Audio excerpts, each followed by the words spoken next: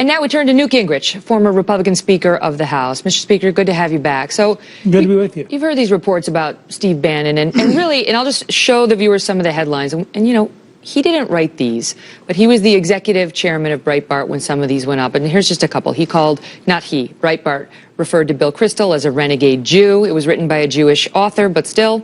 The solution to online harassment is simple. Women should log off was another one. Here's a couple more for you. Stand by. They'll put them up there. Birth control makes women unattractive and crazy. Would you rather your child had feminism or cancer? And then there are these chestnuts. Gay rights have made us dumber. Fat shaming works. So those are the kinds of headlines that have people saying, was this the best choice? Your thoughts?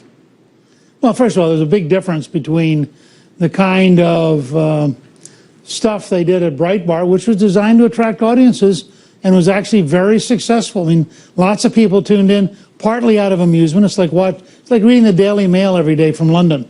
I mean, there's all sorts of stuff there, and it's clickbait. You keep finding yourself doing it. Bannon is a very serious guy. Calista and I have worked with him on several movies. We know him pretty well. He is very deeply concerned that Washington has grown corrupt, way too large as a government, a threat to our liberties, and he feels those things very deeply. He's also a former naval officer who has served this country very patriotically. He played a big role in the election of Donald Trump. I thought what Trump did was frankly very smart. He took Reince Priebus, who had done probably the best job as RNC chairman in modern history, put him in as the daily coordinator as chief of staff. But then he said, look, I want a guy who's going to think about the fights we're going to be in and who's going to be enthusiastic about those fights. And he gave, in some ways, he I think ended up giving Bannon the equivalent of the Karl Rove job or the Axelrod job in previous administrations. And that's what Bannon has said, that he's a fighter. Yeah. And he likes to bust up, you know, Washington. He doesn't like the establishment. And that's what Trump is. And that's what a lot of Trump's voters and supporters wanted. Now, let me ask you about the news on potential cabinet appointments. Tonight, the AP is reporting that Rudy Giuliani is the favorite. They're saying the favorite for Secretary of State. Do you have any information on that?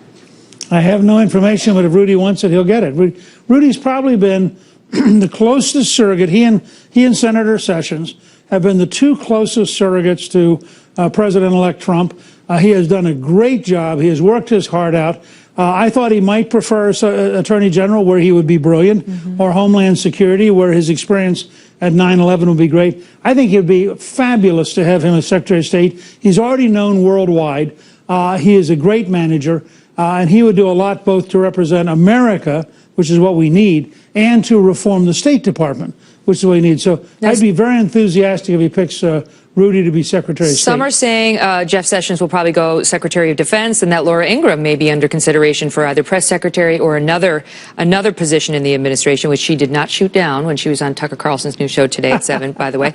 Possibly General Michael Flynn for NSA. And what about you, Mr. Speaker? Are you being considered for a position, and is there one you have your eye on? Well, I want to be the general planner looking out over the next 8 years and trying to design how we fundamentally reshape the federal government. And that's a very broad job. The closest analogy probably is Harry Hopkins and the work he did for Franklin Delano Roosevelt. But let me say for a second about Sessions. Senator Sessions was the most loyal, the earliest supporter of Trump in Washington. He would be great as Attorney General because he spent 13 years in the Justice Department and was Attorney General of Alabama. He would also be tremendous at the Department of Defense. I would be very enthusiastic whatever he and the President-elect decide. Now, Trump is getting hit tonight in some corners because he is asking for top secret clearance for his children in the Trump administration. And the conflict, his detractors say, is that he has said his children, his adult children, are going to be running the Trump organization, and that it would be inappropriate or wrong to have them maintain this active business interest with international ties and both have access to top secret information. Do they have a point? Look, I think when you look at how Hillary Clinton totally abused the system, I would sure trust Ivanka or Donald or Don Jr. or Eric a heck of a lot more than Hillary Clinton. And I think that they would keep the secrets. The objective fact is this is a president-elect who is going to rely very closely on his family, including Jared Kushner, Ivanka's husband. I mean, the four of them really form his brain trust. These are people he trusts, he loves, he feels comfortable with. I think the President of the United States ought to be able to designate the people he wants advice from. And I think that these four are going to be tremendous asset to the United States of America. But just to press you once more on that, the critics are suggesting that not necessarily that they couldn't be trusted to not reveal the top secret information, but that it poses an interesting dilemma, a conflict for them in making business decisions about foreign countries that they actually have some top secret knowledge about. I'll tell you what, the first time they come in with a $25 million check from the Saudis, or they come in with a $1 million birthday check from Qatar, or they come in with special deals from a variety of international people, precisely like Bill Clinton, for a long time. We won't know about that. I'll start to worry. Well, of course you could. I'll start to worry about it. But I think we wouldn't know about that.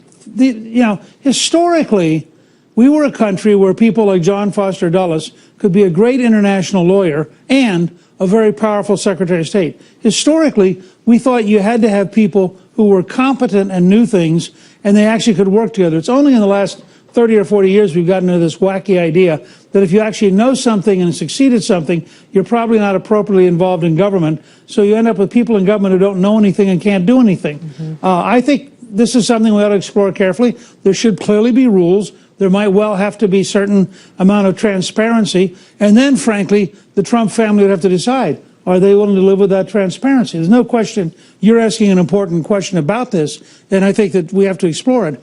But in principle, having the president have an ability to talk candidly with people who are very, very close to him, I think is a good thing, not a bad thing. Mr. Speaker, thank you for being here, and congratulations. Congratulations on Donald Trump's win.